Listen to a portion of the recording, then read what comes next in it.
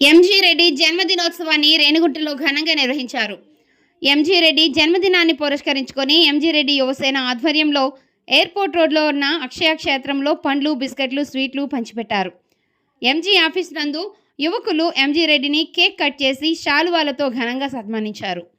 ఈ కార్యక్రమంలో పవన్, సాగర్, శివ, ముత్తు, కార్తీక్, పృథ్వీ, మోహన్, చిరు తదితరులు పాల్గొన్నారు.